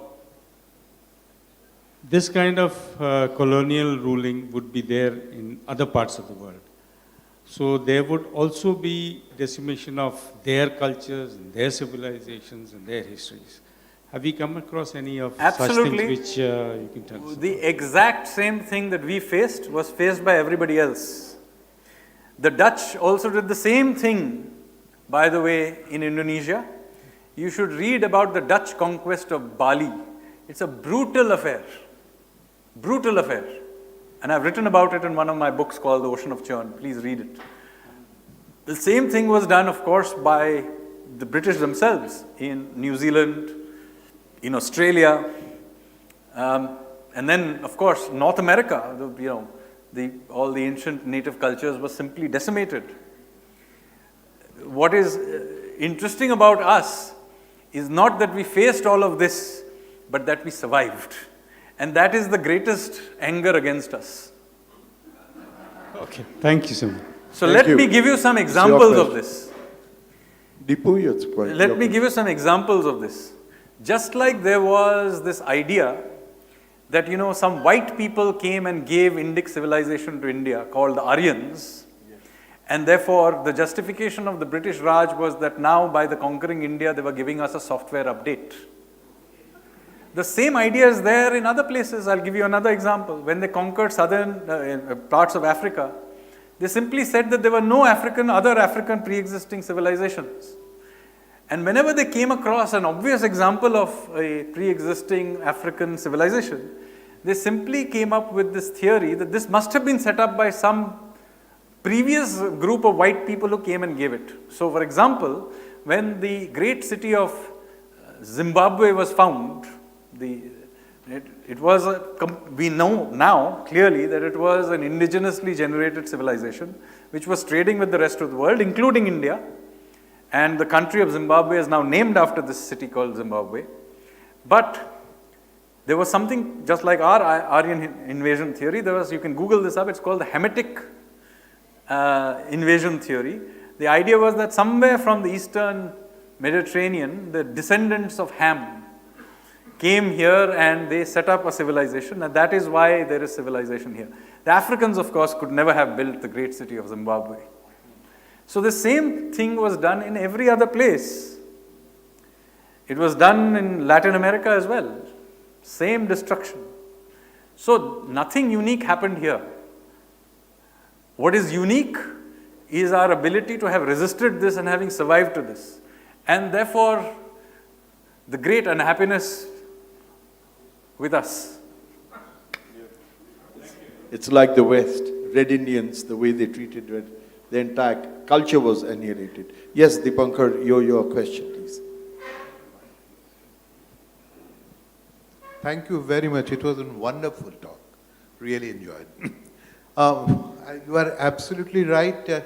Staying in Calcutta, I don't know how many of us even aware of or heard about Ganga Hriday, about which we really didn't know anything till the Greek historians told us that there was an empire named Ganga Hriday and Chandraketu Gaur, etc. What I really wanted to ask you, since I am not aware, you mentioned about Rig Veda, maybe even 4000 BC, 4500 BC. I was just trying to link it, whether you have any hypothesis, particularly with the recent finding of the sunken Dwarka under 120 feet under the water, which is being talked about maybe 6 to 7000 BC. Any idea, any research? So there is some amount, so the point is the geological data is still coming through and there is some disputes on various things. So let me give you some sense of Saraswati, which I have more work I've done. But do remember that the landscape we live in is an evolving landscape. It has changed many, many times, and of course it reflects in our ancient texts. You know, the Bhagirathi river disappears and comes back, the Saraswati dries up. So our texts clearly reflect this changing landscape. This is also true, incidentally, of our sea levels. The sea levels have gone up and down, and that is also mentioned in our texts over and over again. Incidentally, all ancient cultures have these kinds of myths, if they have survived long enough. So just like there is the Sumerian myth of the flood of Gilgamesh, the Noah's flood, we also have a very similar Matsya avatar idea of the great flood and the re-establishment of civilization. So this kind of cyclical changing landscape is very clearly the case with our civilization. And of course, this is not unidirectional. Remember, it's seesawing in various ways. So rivers dry up, they come back, they dry up, and so on. This is also happening with our coastline. So the coastline, it is not the case that in general, after the last ice age, the sea levels in general rose. But it's not a straight line. There are many ups and downs along the way. So during the Bronze Age, we know that for a while, the sea levels were actually higher than they are today. They actually fell, and they fell quite a bit, and then came back some bit. So in the Ice Age, the sea levels were a lot below. They went up past where they are now. They came back down, then they came back a little bit up. Now in this coming and going, we now have to guess where we can fit all these events. For example, there is the tradition all along the western coast of India that Parashuram pushed back the seas and created Kerala and the Mangalore region. So that clearly suggests that there was a period where the seas were receding. Incidentally, this also fits with the fact that the sea, as the Saraswati dried up, the sea also receded. That's why the Run of Kutch looks the way it does. And that ended up with Dholavira, which is an island now in the middle of the Run of Kutch. People wonder, why would anybody build a city here? Well, because it was a port. And once the seas left and the river dried up, this place just got marooned in the middle of salt flats. But if you go there, it's quite obviously a port. Lothal, if you have ever been there, it's also landlocked. Why would you build Lothal in the middle of nowhere when it's not connected to the sea? Well, it was connected to the sea, but sea level was higher and then fell. So now the problem, so now that I've established that this is not a linear but a back and forth thing, question now arises about first the Saraswati. Why do I think the Rig Veda predates the Harappan cities? Exactly. The reason it does, first of all, is very simple. The Rig Veda mentions cities, but it doesn't seem to mention very large cities. This is a transitional society which is familiar with cities but not megapolises. By the way, it's not a pastoral society. There are cities there. Indra, for example, is mentioned destroying a city, and various other places. So they are familiar with cities, but there are no large megapolises. So this is still a semi-rural society. But it does also mention few things which are quite interesting, which can be used for dating. One of them is The Rig Veda, in fact, none of the Vedic texts mention any drying up of the Saraswati at all. Right? So the Saraswati is in full flow. There are no large cities, Saraswati in full flow. And therefore, you are dealing with, we now know that the Saraswati began drying up around 2500 BC. So this is clearly predates that. 2500 BC is also coinciding with the mature Harappan period where obviously the large cities exist. So you're clearly dealing with a people who predate the drying up of the river and of the large cities. So you're looking at early Harappan at the very least. So it's possibly early Harappan. So I'm already back to 3500 BC or thereabouts. But the new archaeology suggests that the Harappans themselves were not the first bunch. There was a pre-Harappan urban, semi-urban civilization as well, which was scattered around. So Birhana, for example, is 7000 BC. Now 7,000-year-old site, who were those people? There seems to, however, not be any distinction. Whatever these people were, over time begin to develop the characteristics, so there's a continuity to the Harappans. So were they the Rigvedic people? I don't know. I'm just pointing out to you there is a possibility that they were either early Harappan or pre-Harappan people, but certainly predating the drying up of the Saraswati. Yeah. In fact, the Mahabharata, it is also ending with that when Sri Krishna is dying, that the sea is moving in. So that is also mentioned. Yes, so that can be used, but this back and forth of the sea is not been fully pinned down yet. So there is a big moving out of the sea at the end of the Harappan period, which is what leaves the salt flats. And there is also some coming back. So is that some coming back bit that we are dealing with? But there are still interesting things. For example, we know that if there was a big port in Dholavira, that the routes they used to take, we know them.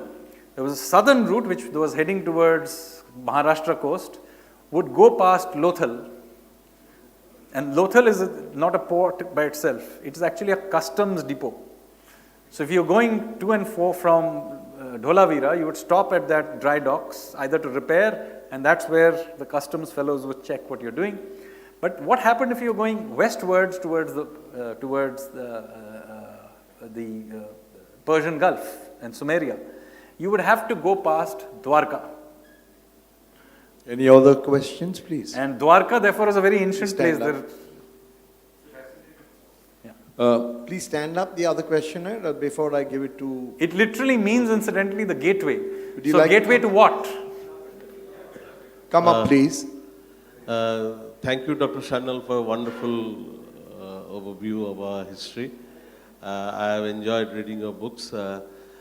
As Professor Mukherjee was trying to goad you into who is the heroes of our history, I would rather also like to point out what is your take on about our institutions. Nowadays, we prefer to talk about institution than an individual.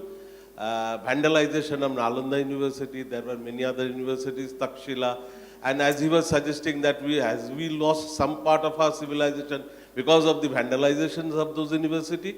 So, and that is how it has happened, because incidentally the year Nalanda was destroyed, Oxford was established. So, did we something? And there has been a complaint, constant complaint, that we don't have a sense of history, there is not much of documentation. We are putting things now that, would you throw some light on the historiography of our Indians? So one of the funny things is that Indians seem to have a very strong sense of history. Otherwise, I wouldn't have a packed hall here and a packed hall below. So far from not having a sense of history, we have actually a rather strong sense of history. All the Puranas, for example, have long king lists. Even the reconstruction of our Indian history by the British was done with our own texts. They didn't pull it out of thin air. If you go, for example, and look at the Ashokan pillar or Mauryan pillar in Prayagraj, in the fort, it has got an inscription of Ashoka, very good. It also has an inscription of Samudragupta. It has many other kings, including Jahangir, who have got an inscription there. So obviously, we have a sense of history because we are going back to that same pillar. It's not that there is a lack of pillars in this country, but we are going back to the same place and recording. Every king is coming and recording that they were here. This is clearly a sense of history. Right? And incidentally, there are many historians also there. For example, there's a very famous historian called Rajatarangini of Kalhana, which is there for Kashmir's history. But when you read Rajatarangini, he mentions other historians also. So he's not some unique chap who turned up from somewhere. He says that so-and-so said this, I disagree because I went and... So even to disagree, that person's history should have existed. So while a lot of things did indeed get destroyed by the destruction of some of these institutions, enough of it has survived that we can actually reconstruct quite a lot of it. The reason the colonial historians and then their friends afterwards, the Marxist and Nehruvian historians, are not very keen on looking at all this history material is because it contradicts their narrative. Yeah. Once I begin pulling out this narrative, you will see it all breaks down. And it may break down in somewhat interesting ways. So let me tell you, the construction of Ashoka as a great king is not a part of our narrative at all. In the Indic tradition, he is not a great king. His grandfather, the creator of the Mauryan Empire, Chandragupta, is the great king. His guru, Chanakya, Kautilya, is a great person. Ashoka is the person under whom the empire collapsed. So he is not considered a great king in the Indian tradition. So how did he become a great king? That is itself an interesting history. His construction into Ashoka the Great is actually a relatively recent revelation, which is based not on any of his inscriptions or all, they're based on the evidence. And by the way, in my book, Ocean of Churn, I make this point. Ashoka's conversion to Buddhism has nothing to do with the invasion of Kalinga. He was a Buddhist for at least 2 or 3 years before he invaded. Secondly, even when he says he invades and he says, oh, I'm feeling a little sorry about what I did to the Kalingans, this is not a conversion into some sort of a pacifist, let me tell you. First of all, in no inscription in Kalinga itself does this regret feature, because there are lots of Ashokan inscriptions in Kalinga. In none of them does he mention any regret. This is mentioned in an inscription which is now in Pakistan, and in that inscription he says, okay, I feel a bit sorry for what I did in Kalinga, but by the way, you forest tribes, please behave yourself, otherwise I will do the same thing to you. So all you need to do, other than the little bit that's in your textbooks, please read the same inscription 2 lines down. Then, other than his inscriptions, the other sources of knowledge about him is, one of them is something called the Ashoka Vadana, which is a Sri Lankan text, a Buddhist text, where his greatness is extolled in fair length, in which again his conversion to Buddhism is not linked to any invasion of Kalinga. But that's not because the people who wrote that Ashoka Vadana were pacifists either, because they gleefully write about how Ashoka killed large numbers of Jains, large numbers of a cult called the Ajivikas, to which his father and his grandson would belong. In Bengal, incidentally. So 10,000 Ajivikas were killed in Bengal by Ashoka long after his conversion to Buddhism. So this whole idea of him being a great king is completely made up. He was not the intended heir. He killed his brothers and became the king. In our tradition, he's called Chanda Ashoka, or Ashoka the Cruel. Then there is no evidence of him ever having become a pacifist. In fact, there is very good evidence that the empire collapsed while he was alive. So, Ashoka the Great is a completely made up story, happened, well, within the last 100 and something years. And part of it is, of course, Princep and others were very excited having discovered him to show that he was a great king. But in fact, much of it is a Nehruvian construct for creating a lineage for his welfare state project. Yes. Good evening. I have a request. Would you like to introduce yourself? I'm Shreya Mukherjee. I have a request. Could I have an autographed copy of your book? Are you carrying your book? No, I don't. But if you bring me one, I'll sign it. That's not a question. No, I said I have That's a a request. request. May I? Yes. Right. Yeah, your question, please. So I still have scope for one question. Please come up. And one question. Why don't I take the questions together and then Yeah, answer let's them? have the questions Yeah, let's together. have 3 questions together and I'll Three. answer. Okay. Okay, thank you for the lovely evening. I would like to ask you something else from history. Okay. So we talk about, and since you are an economist and we talk about India, the golden age, we also talk about GDP a lot these days. Can you give us a sense, if you have done study or you have done research, when we talk about golden period of India, or we talk about India 500 years back, where the world's GDP would be 35% India, maybe 40% China. Do you have done any? Yeah, I have extensively written on it. There's a book called The Ocean of Churn, which is about India's place in the ocean, in the Indian Ocean. There's an even earlier book called The Indian Renaissance, The Rise of India After 1,000 Years of Decline. So let me first of all point out, much of these estimates are based on Angus Madison's estimates. India's contribution to world GDP was estimated at about 33%, which is 1/3 of world GDP circa the 11th century. It then declined very significantly after that by the time of Akbar. And by the time of Akbar, China had already become the world's largest economy. We were still a very sizable thing. Many people like to quote that 40% of the world GDP in 1820 was from China and India. Let me point out that by 1820 we were definitely and well in decline, and much of that was being already contributed by China, not by India. So it is not the case that from 1820 we declined. We had already declined very significantly during the Sultanate period and under the Mughals. Now it was not a straight line. There were ups and downs along the way. Clearly, there was a sort of period under even the Mughals where the economy expanded very rapidly. This happened also during the Vijayanagar period and so on. But to say that there was this golden period is wrong, because in this long history there are many golden periods and not so golden periods. So, and different parts of the country may also go through somewhat different cycles. So, for example, when India was being sacked, the northwestern India was being sacked by Mahmud of Ghazni, at the exact same point in time, Rajendra Chola, who ruled an empire over much of southern India, Sri Lanka, Maldives and so on, had the naval capacity to carry out major raids into Southeast Asia. So, you know, different parts of the country had different cycles. So, I do not want to generalize about this, because there are many, many sub-histories and so on and so forth. And it's not a linear history at all. We don't have enough data on this, but I'm quite certain the Han invasion of northwestern India in the 4th century BC, just before the rise of the Mughal, of the Guptas, was also quite traumatic, because they sacked many of the Takshashila, for example, was not destroyed by the Turks, but by the Huns.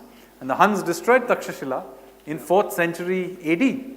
And it was in response to the Huns and the Sakas and their invasions that the Gupta Empire rose. So our history is not of a linearity of one golden age, but about repeated responses to crisis. And the Mauryan Empire was a rise in response to the Greek threat. It's well documented that Chanakya went from Takshashila to ask the Magad for help. He was spurned, and then he went back, raised an army, and defeated Magad. And of course, then his empire grew to all of the subcontinent and even beyond the subcontinent. The Gupta Empire rises because of a similar threat against the Sakas. The Maratha Empire is explicitly a response to the Turco-Mongol conquest of India. And of course, the modern Indian Republic is a response to the British conquest of India.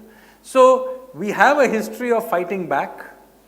And of course, those who conquered us were aware of this. Hence, a great amount of effort into twisting our history and trying to tell us that we are just a union of states. Okay, let's have the questions together. Vikram and the lady out there. Sure. Please introduce yourself. Let's hear the questions, then he'll give the answer. आपने तो already नाम बोले ना, Bikram. Hi. Simple question for you, Sanjeev. What do you feel, since you're talking about history today, and it comes from Shorodinda Mukherjee actually, how do you find the relevance of Sir Jodhunath Sarkar, R.C. Majumdar, and Sitaram Goyal? Okay. And can I have the next question as well? Good evening, sir. Please introduce yourself. I'm Boishali Chakraborty. I'm a teacher by profession. I have two questions for you, sir. One is, what is the idea behind the nomenclature, the naming of Hindu Kush mountains? Okay. And another one is, as you said, that history has been, the correct history is not being taught to the students. So is any initiative being taken to, so that the correct awareness about the history, the subject, Yeah. Indian history is being, is it taken? They're linked, by the way, the two they're related to questions. Now remember, many of these debates we are having today about our understanding of our own identity, interestingly happened many times in our history, but particularly in the late 19th century and early 20th century. I mentioned to you the point about Sri Aurobindo and why he went from being the revolutionary Aurobindo Ghosh to becoming Sri Aurobindo had a lot to do with this search and understanding of ourselves. That, of course, triggered a bunch of historians as well. And so that's where Jodhunath Sarkar, R.C. Majumdar and other such writers began to explore our history. There were others as well. Now you would expect that having become independent, this history would be taken rather seriously and would be built on. But after independence, ironically, R.C. Majumdar and his school of history was actually deliberately suppressed and edited out by the Nehruvians and Marxists in the 1950s and 60s. This itself, incidentally, is very well documented by R.C. Majumdar himself in some of his writings. How he was pushed out of the official writing of India's independence struggle. So he was, because he was the most famous historian at the time of independence, he was given the job of writing India's official history of the independence movement, but then he did the very cheeky thing of actually including the revolutionaries, for example, in the story of our freedom struggle, and not just a particular branch of the Indian National Congress, which proved to be very, very inconvenient to those who were ruling India at that time, and they pushed him out of that rather rudely and gave it to somebody else. He continued to write, but then he was very singularly edited out. So those of you who may be old enough to have studied in 1950s, ironically, would have had a better sense of Indian history than those of us who actually studied by the time I began studying in the 80s and 90s. We actually had all this stuff had been edited out, and I didn't even know about the existence of R.C. Majumdar. So well and completely had the existence of these historians been edited out of the national narrative. So the question is, who were they who wrote this history afterwards? One is to say, okay, they were Marxists and Nehruvians and so on. But let me say it is quite interesting to look at the personal histories of some of these characters. Do go and look at the historians who then took over and their personal histories. Almost all of them to a T have a personal or family history of collaboration with the British. Every single one of them. And this group wanted, they of course were very convenient to the Nehruvian regime, because of course they were willing to sign up to whoever was the ruler, but of course they also wanted to edit things in a certain way so that their own role was edited out. So not only are the revolutionaries being edited out of our own history, we don't hear very much about the collaborators either. Notice that. But to go back to, the response to this was, it's not like people didn't know that this was going on. So there were people like Arun Shourie and Sitaram Goyal, etc., who began writing against them. while they did, under very difficult circumstances, they did manage to put up a fight. But the problem with their effort, at least according to me, is that they didn't write alternative histories. They mostly wrote a critique of the others. So unlike R.C. Majumdar and others, they are not a revival of the stream. This is not to suggest that there aren't errors, by the way, in R.C. Majumdar. By the way, I have myself found some because knowledge has moved on and there are things you can improve on R.C. Majumdar. So don't please take R.C. Majumdar as gospel. But the point is, it was a lineage of research which was disrupted. But the likes of Shori, etc., did not revive it. They were more at that time trying to critique those who had then become the dominant official historians. So they consequently were unable to replace, in the end, you cannot replace a narrative with a critique. You have to replace it with another narrative. And that narrative, therefore, was not produced by them. So it's only in relatively recent times that some effort is now being made to begin to write this history. But this history has to be properly documented and revived, and this is work that is being done, at least initially outside of academia. So there are people like, for example, a character like Savarkar. Savarkar has been happily demonized because, of course, he's very inconvenient to the unidimensional, monochromatic history of the freedom struggle. So you have somebody like Vikram Sampath, who's written a fabulous 2-volume history of Savarkar. Please read it, published by Penguin in the last 2 years. Others are also popping up. Similarly, after a very long time, archaeology is happening. So in the 1950s, somebody like B.B. Lal had gone and dug up all the sites relating to the Mahabharata. And then he was stopped from doing this for the next, nobody was allowed to go back to the sites, all these major sites. Just imagine, which independent country wouldn't go and explore Hastinapur? But nobody would. Last 5 years, finally, we have begun digging these sites and some extraordinary things are being found. I just told you, we discovered these chariots. They're the oldest chariots in the world, 4,000 years old. And they're not in northwestern India, but in the Gangetic plains. From Hastinapur to... No, Sanoli is not so far from Hastinapur. On behalf of the entire audience, I'm sure, like Return of the Dragon, we would love to have Dr. Sanyal with us again on another engaging evening. Right? So it's been a pleasure to hear him, and I have no shame in saying I've learned a lot today. Although I still want to ask him quite a few questions, but between us and hunger pangs come this emptiness and this craving to have him back. And he, being a Bengali, needs to do it. I have a personal question which you'll have to answer next time.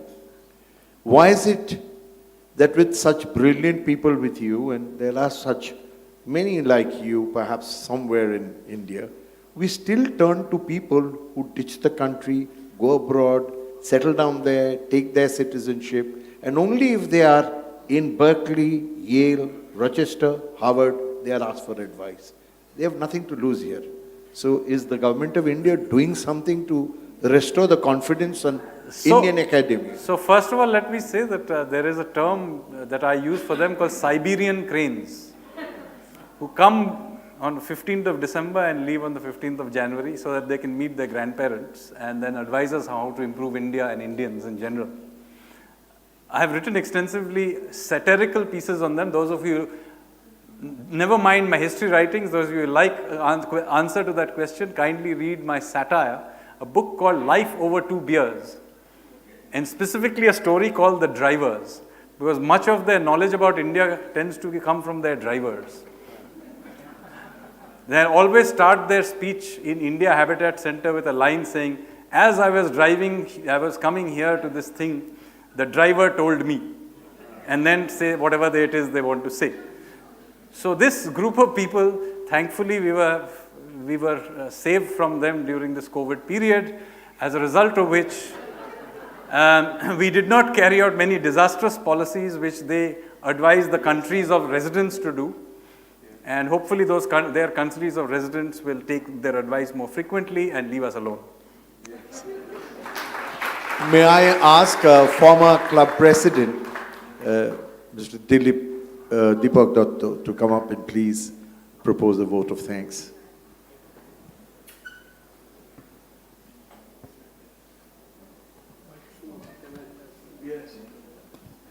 Well, all that we have to say at the end of this, it cannot be said, such a long session cannot be offered one vote of thanks, but there should be two. One is thank you and the other is thank you very much. May I ask Anushwa Das to please present a bouquet to Mr. Sanyal.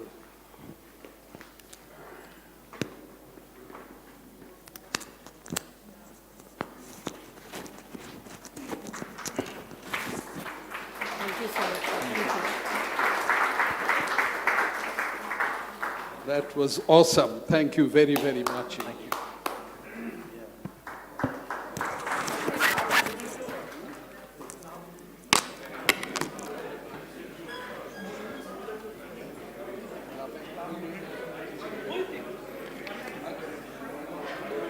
President may present the mementos now.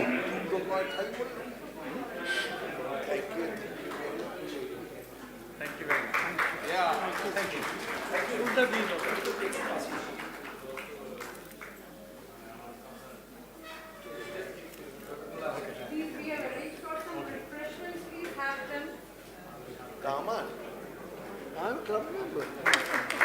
Thank you.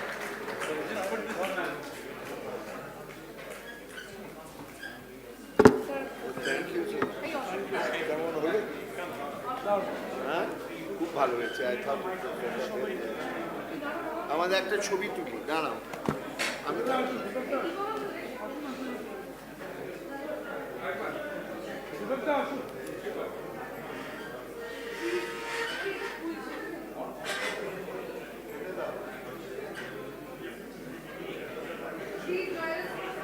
Refreshments.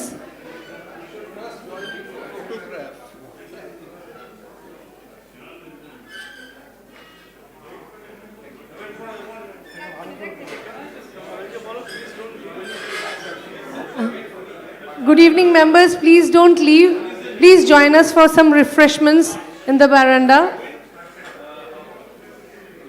I hope everybody has enjoyed the session. Please join us for some refreshments.